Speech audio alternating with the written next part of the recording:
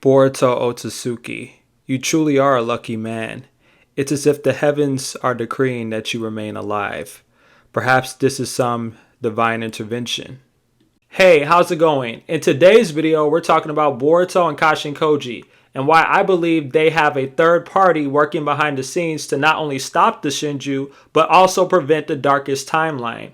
This video will contain spoilers for Boruto 2 Blue Vortex. You have been warned. With that being said, let's get started. So within chapter 17 of 2 Blue Vortex, there was a very odd interaction between Boruto and Kashin Koji. It took place around the time Boruto had asked Koji what was the percentage that both Team 7 and Team Shinki had in terms of failure in defeating Ryu and Matsuri in the Hidden Sand Village. Koji gave a very vague response, which sort of triggered Boruto. Boruto had asked for specific details, and he was not going to sit by and let his friends die, knowing full and well he had the power to save them. Kashin Koji then proceeded to tell Boruto that he cannot participate in the fight because just like if Himawari left the Leaf Village, Jura would detect his presence and use his claw marks to travel to the Hidden Sand Village, and Boruto without a doubt would die at that point. And if Boruto dies, then the darkest timeline is destined to set into fruition. And this is something I brought up in my last theory video. I even went over why Boruto's death is directly connected to the darkest timeline. I'm not going to retread old ground here, but this is where I made that connection. So you would think at face value everything was normal. However, there's something strange in the wording of what Kashin Koji had said in that piece of dialogue. Kashin Koji tells Boruto that you are the one thing that we cannot lose. But who is the we that Kashin Koji is referring to? Now, when I originally read this scene, I took what Koji said quite literally. I inferred that Koji was talking about the people around the shinobi world, humanity itself. But then what made me doubt that was the case is the wording of his statement. I believe if Koji was directly referring to the world and the inhabitants, then he would have been more direct when he was talking about it. Koji likely would have just said that Boruto, you are the one thing humanity cannot lose. However, that is not the case. So by him saying we, this implies there's a third party involved in this war against the Shinju that we haven't seen yet. I believe he's talking about someone in particular, and we're going to cover all of the different candidates to figure out who that might be. So 2 Blue Vortex chapter 16 introduced us to the concept of singularities of fate. A singularity is someone who receives information about the future prior to those events actually taking place. I think it's important to go over singularities in this video and talk about their roles in the story, and why I feel that Kashin Koji is not referring to them when he was talking to Boruto in chapter 17. 2 Blue Vortex chapter 13's flashback is where we first get to see Boruto become a singularity. Kashin Koji told Boruto about events that haven't taken place yet at this point in the timeline, such as Code losing control of the Ten Tails, and then the birth of the Shinju, and then finally Boruto's death at the hands of Jura. And we saw the birth of the Shinju take place in 2 Blue Vortex chapter 4. We even got to see the differences between Boruto's reaction as a singularity compared to Code's reaction as a regular individual. Boruto wasn't shocked to see the Shinju because he already knew about them 2 years prior, while Code was completely lost and confused. This is what distinguishes a singularity from a normal individual. Koji even taught Boruto techniques from his alternate future versions of himself, which also played a role in Boruto becoming a singularity. In chapter 16's flashback, we even saw that Koji was teaching Boruto a space-time ninjutsu that Boruto named after Minato's technique, which is the Flying Raijin. This technique was created 6 years into the future. So if this was year 2 in Boruto's exile at the time of this flashback, that means Boruto in a potential future managed to avoid getting captured from the Leaf Village officials, and he avoided getting killed by the Code and the Shinju for about 4 years. In my opinion, this timeline likely had a low probability of ever coming into existence, but Koji saw the value of taking that specific jutsu to engineer a new future. We don't have the details about which timeline the Usuhiko came from, but it likely could have taken place in a similar time period to when Boruto taught himself the Flying Raijin. But Boruto just made a decision point whether to enhance his Rasengan instead of using the flying Raijin at that point. Either way, the moment Boruto learned these jutsu, those futures no longer could exist because Boruto's knowledge was forever altered by his actions because he learned it in the present. But interestingly enough, back in chapter 13, Kashin Koji doesn't propose the idea right away to fight the Shinju because this was 2 years prior to Code actually losing control of the Ten Tails, which meant that the most ideal plan at that moment was to kill the Ten Tails in its original body prior to its evolution into the Shinju. And this gives us more insight into how Kashin Koji can estimate the probability of something actually occurring with prescience. Koji says that the chances of killing the original Ten Tails were extremely low because in nearly all the futures he saw, there were divine tree people. So the more futures Kashin Koji sees something take place, then it's almost guaranteed to happen all the time. But the less futures he sees something take place, then there's a chance a miracle could happen and it does indeed occur, but it's unlikely unless characters make specific decision points to boost the probability of success. And the only way that that could occur is by telling people about the future and thus creating more singularities. So the first 3 chapters of Two Blue Vortex consist of Boruto carrying out his plan to prevent the birth of Jura and the other Shinju. So this puts Two Blue Vortex chapter 2 into more perspective around the time when Boruto was trying to explain the future to Code. Koji had already told Boruto 2 years prior that the success rate of preventing the birth of the Shinju was already low. So Boruto wanted to pass knowledge to Code to alter Code's decision points and increase the rate of succeeding in killing the original Ten Tails body. So Boruto knew that Code likely wouldn't listen, so his next plan of action was to force Code to retreat and place Kashin Koji's Steam Toad on Code's body. At this point, Boruto would have used the Flying Raijin to teleport to the Ten Tails dimension, and I believe Boruto was going to use a maximum output version of the Rasengan Uzuhiko, similar to what we saw in Two Blue Vortex chapter 12 when he was fighting Hidari, and this would have killed the main Ten Tails body because the Rasengan Uzuhiko has no real limits. Thus, this would have prevented the darkest timeline. And this puts the ending of chapter 4 into more perspective as well, because when Boruto fails and the Shinju are indeed created, Koji basically reminded him like, hey, we tried, but we knew the probability of preventing the Shinju from being created was low anyway. But that doesn't change anything, and that we still must carry on in this war. So we have to consider this as well. Kashin Koji giving Boruto knowledge on his death forever altered Boruto's destiny as well. Jura likely has killed Boruto in many different timelines, meaning Boruto's likelihood of death is extremely high. This is how Boruto's story is supposed to end, according to Kashin Koji. If it took place in one timeline, or maybe 2 or 3 timelines, I doubt Kashin Koji would have even bothered bringing this up. This must be a canon event that occurred in multiple different futures. Boruto's knowledge as a singularity is what causes him to adjust his behavior to prevent a negative outcome for the future. In chapter 9, Koji told Boruto that if he continued to fight Kawaki with his karma seal activated, that Momoshiki would have taken over. Boruto actually listens and flees the scene. But if Boruto didn't have intel of Momoshiki taking over, he likely would have stayed and Momoshiki would have possessed Boruto, which would have meant that Kawaki would have ended up as a sacrifice to Jura and the other Shinju. And then in chapter 11, Boruto arrives to Jura and Himawari's location to rescue his sister.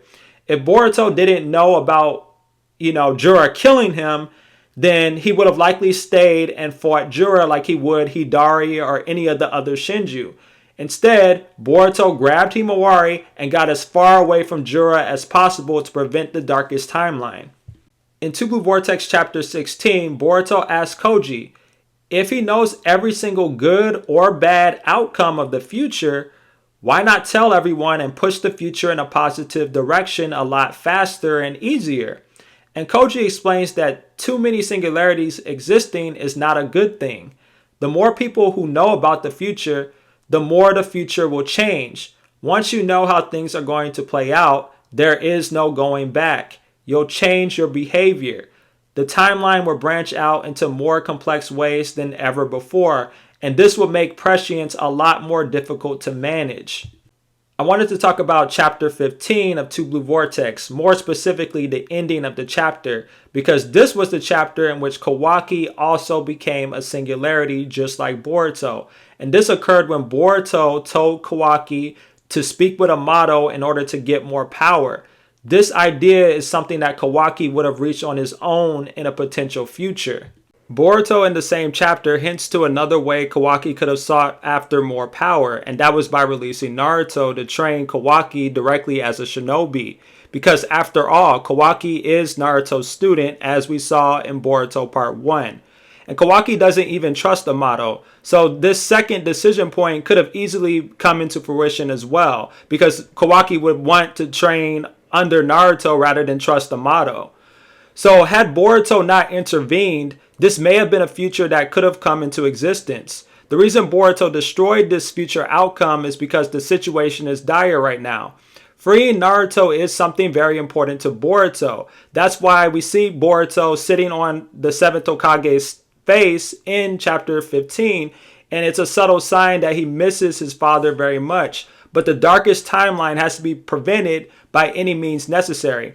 And the best way to go about this was having Amato remove Kawaki's limiters. This was more ideal. Ada too is a singularity of fate, as she used her Senringan to watch Boruto's interactions with Kashin Koji. Everything Boruto knows, she knows as well. And Koji, through prescience, even knew that if events played out a certain way, that she would be watching everything with her Senringan. She also knows what's at stake. And that's why she's assisting Kashin Koji when viewing and relaying events that have taken place in the Hidden Sand Village in the most recent chapters. Shikamaru and Konohamaru are also singularities of fate because they were told things that they should have had pretty much no knowledge on. Koji viewed multiple futures and told Shikamaru to send Team 7 specifically to the Hidden Sand Village to deal with either Ryu, Matsuri, or both of them. Meaning that at least in 3 futures, Koji saw a favorable outcome in the war between singularities and the Shinju. Shikamaru also informed Konohamaru about Matsuri's romantic feelings towards him prior to his actual encounter with Matsuri, which adjusted Konohamaru's behavior when dealing with her as well, as we saw in the most recent chapter as of the recording of this video. So here's the thing though.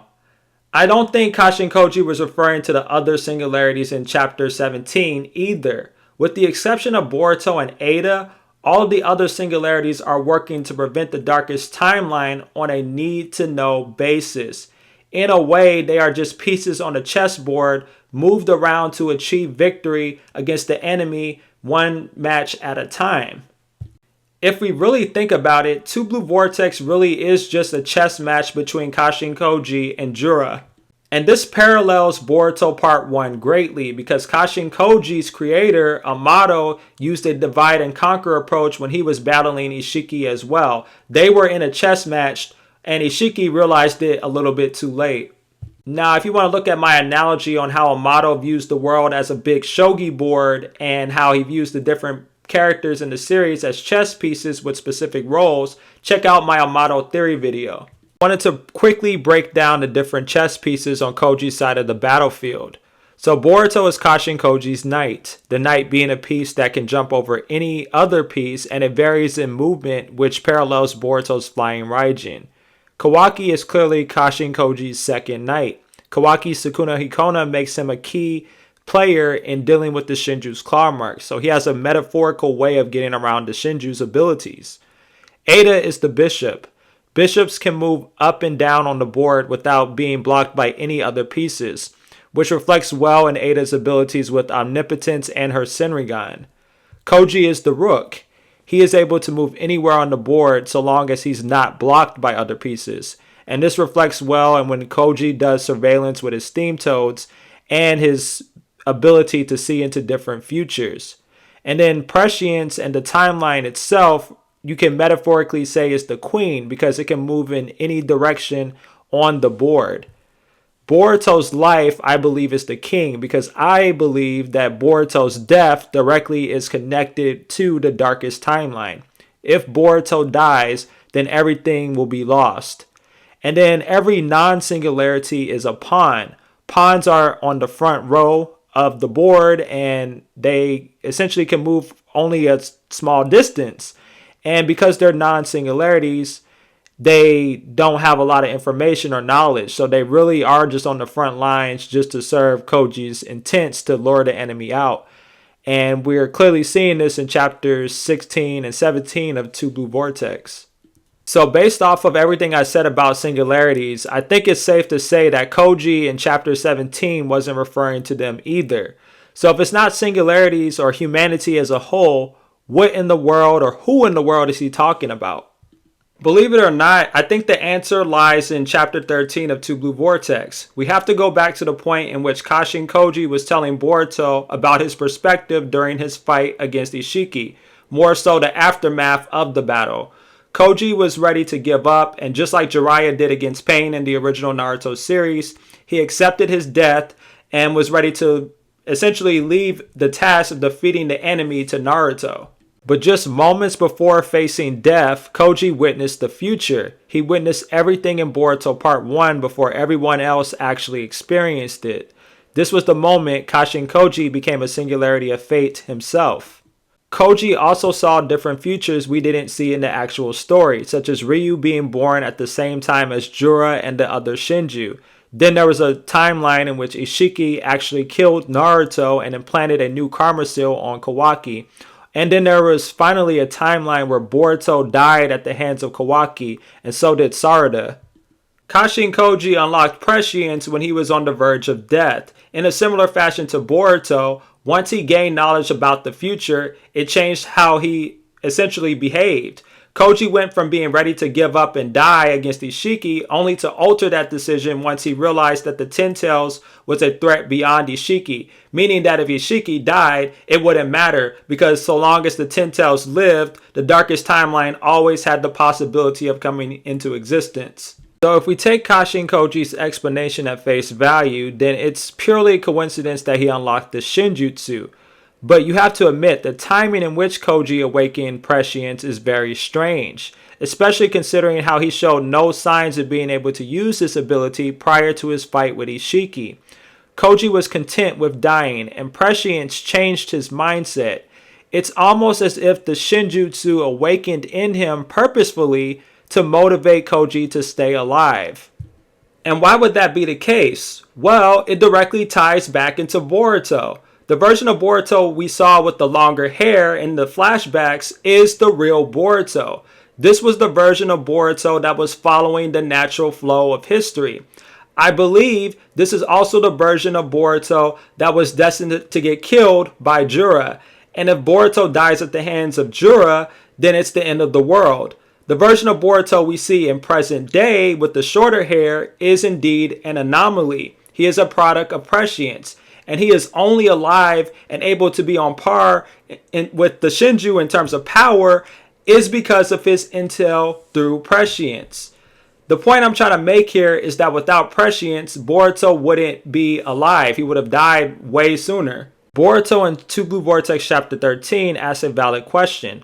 What is the ability that allows him to see into the future, and why does he have it all of a sudden?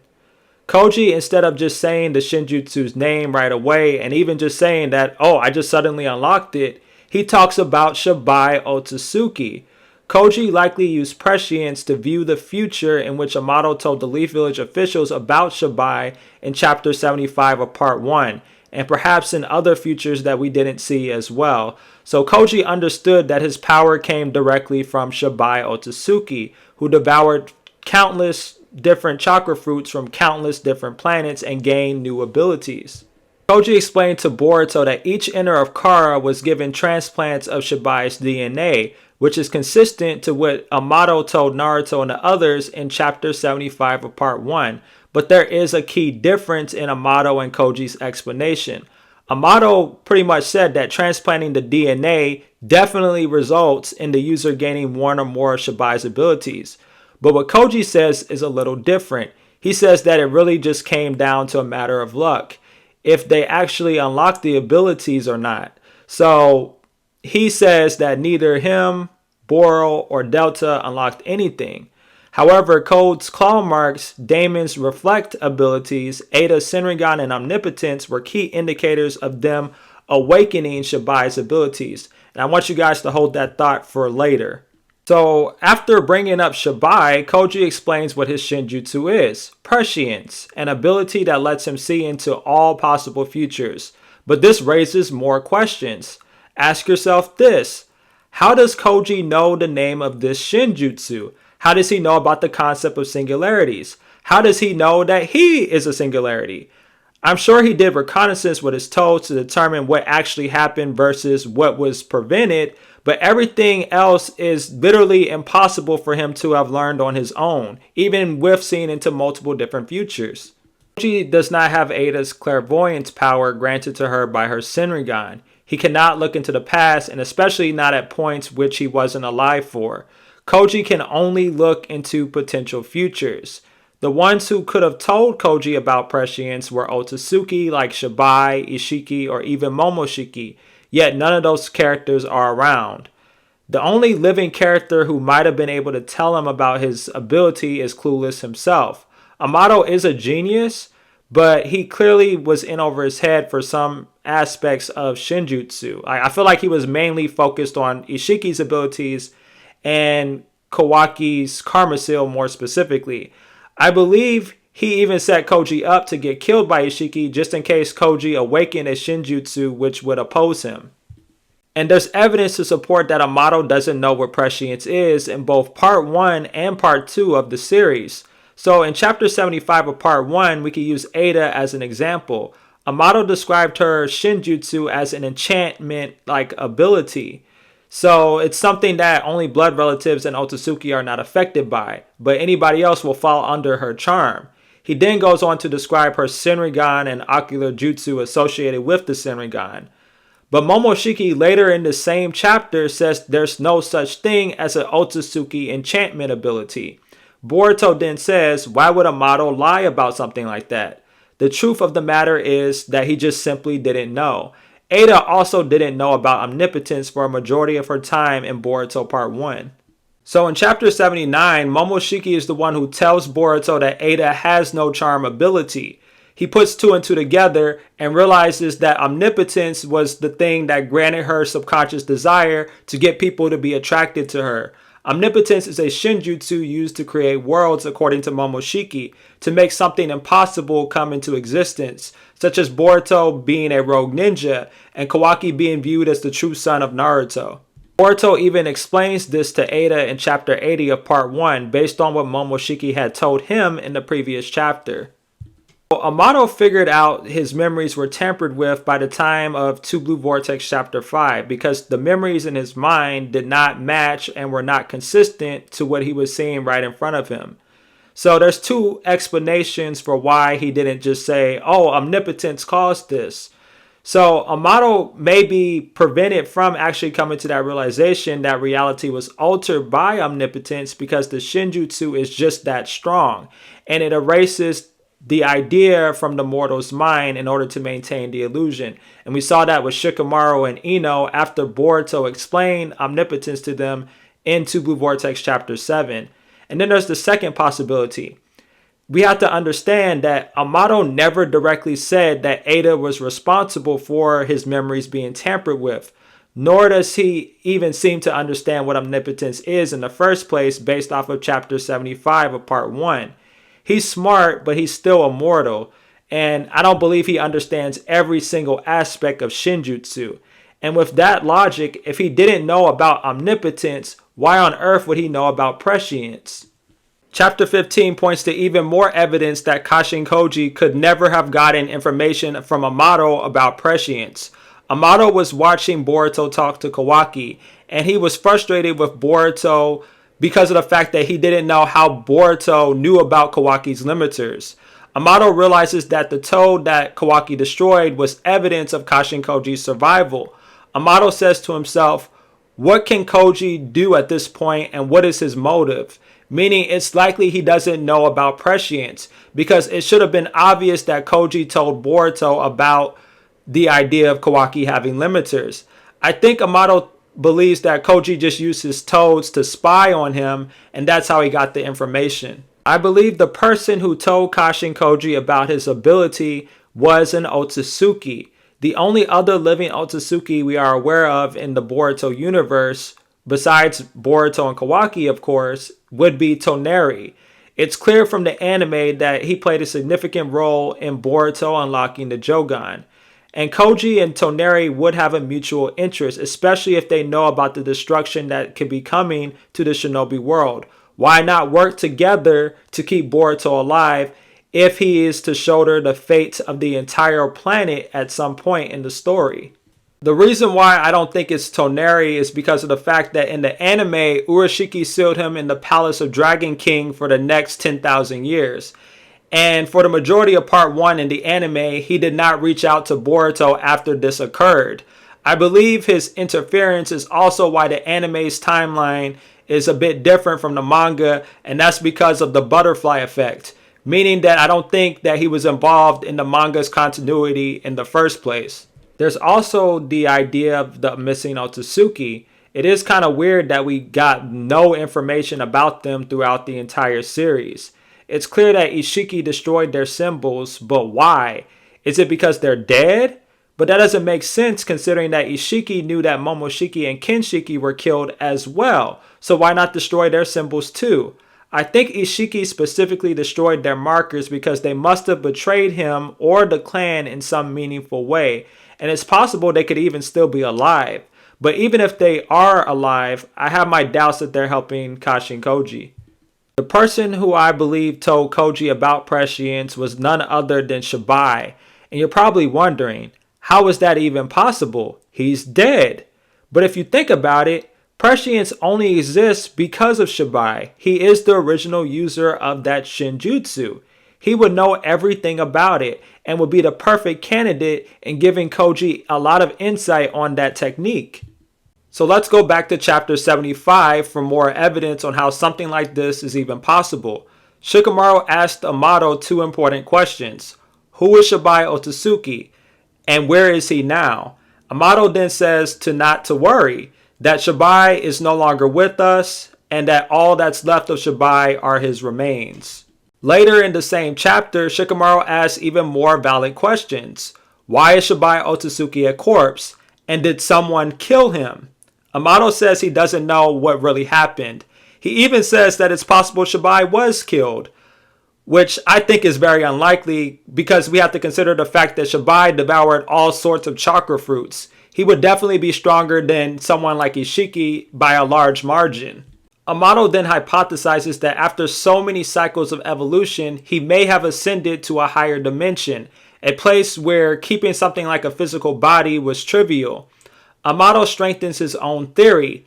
Unlike Momoshiki and Ishiki, Shibai didn't leave behind any vessels, meaning that he must have purposefully discarded of his own body. Otsutsuki care about self-preservation just as much as they do about power. Because of their godlike Shinjutsu, I doubt any of them would be willing to die so easily. Momoshiki in chapter 67, as an example, was willing to give up his chance of resurrecting fully inside of Boruto's body, and he did so just to keep his one and only vessel intact. He knew that this was a measure he needed to take to ensure that his soul would not be extinguished just like Ishiki's was. Shibai likely would have had a very similar thinking process, meaning it's likely he still has influence within the world of the living. I believe Kashin Koji was chosen by Shibai Otsutsuki to awaken prescience to save Boruto's life. The timing in which Koji awakened prescience is a clue.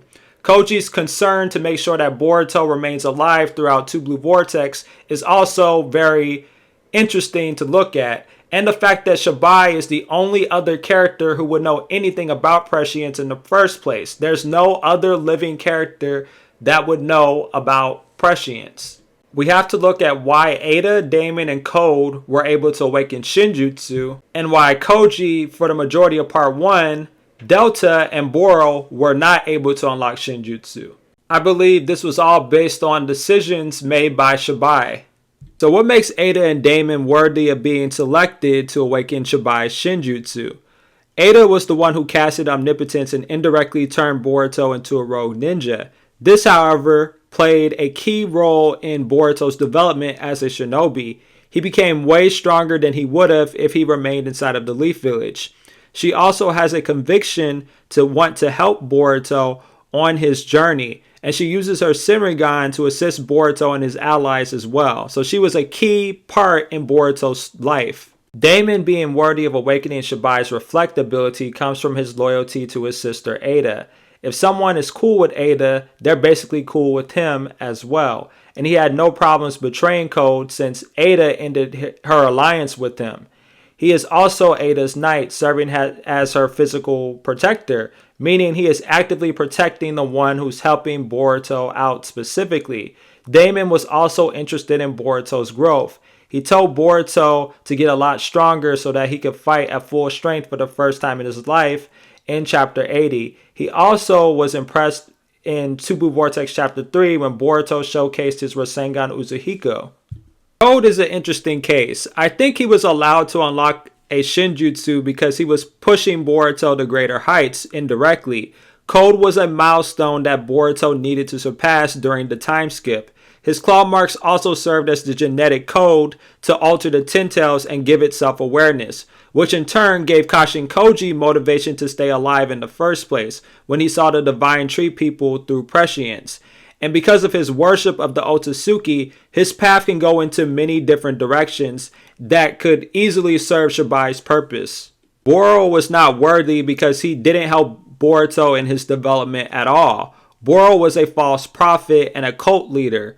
He was leading people down a misguided path, making them think that the infinite Tsukiyomi was a blessing, meaning he was one of the people who followed Madara's ideology even though he was deceived as well by Black Zetsu. Boro even poisoned a small village in the anime without them even being aware of it, and then he later cured them and gave them the illusion that he was some kind of savior, and this occurred in Boruto episode 199. Delta, just like Boro, has made no significant impact in Boruto's life, whether directly or indirectly, and I believe this is why a Shinjutsu hasn't manifested within her yet. But if Ada tells her to help Boruto, it's possible at some point in the story, if this theory turns out to be correct, that she will awaken a Shinjutsu as well, and I suspect it will have something to do with time.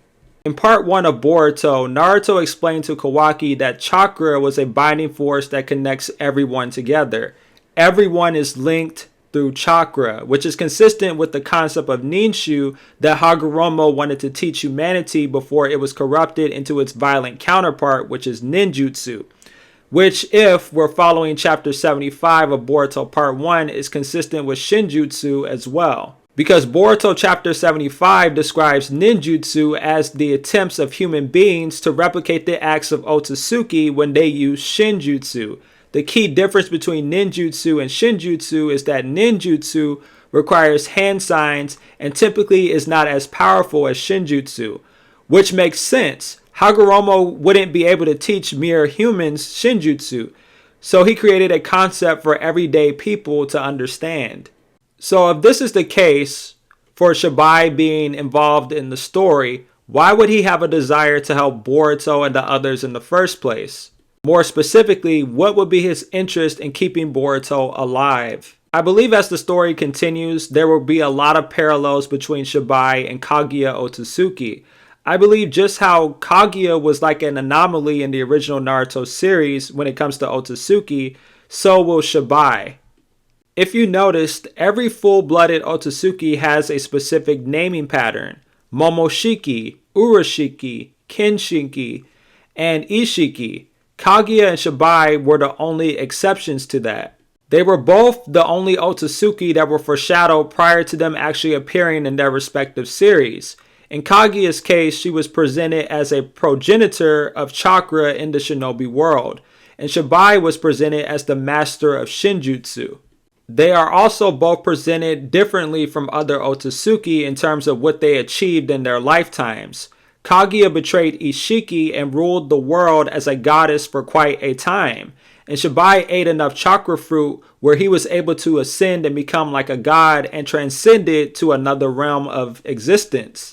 I also believe there is a specific connection between Shibai and Ishiki which directly mirrors the dynamic between Ishiki and Kaguya.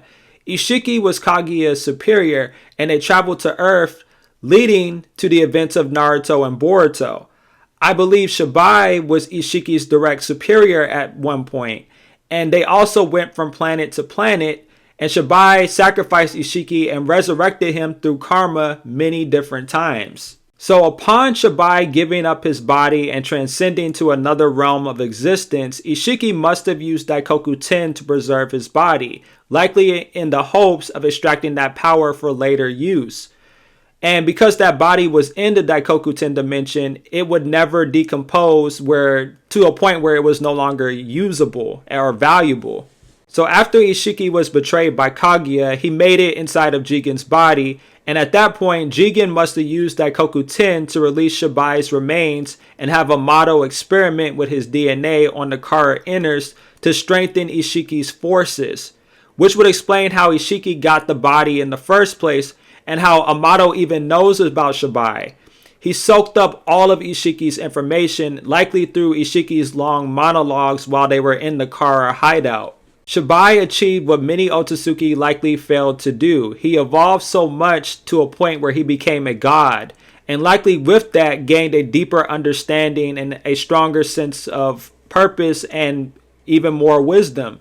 I believe he recognized the curse and never-ending cycle of carnage within his clan, and maybe he has a desire to end that cycle. This may be why he's so fixated on helping Boruto. Boruto is the only active Otsutsuki who is not seeking after power for selfish reasons. Boruto may be the key in redeeming his clan and ending the curse of the Otsutsuki clan. And that's with his Jogan Eye being literally described as a star of hope. But that's all I got for today. But next time, we'll be talking about another Otsutsuki. See you then.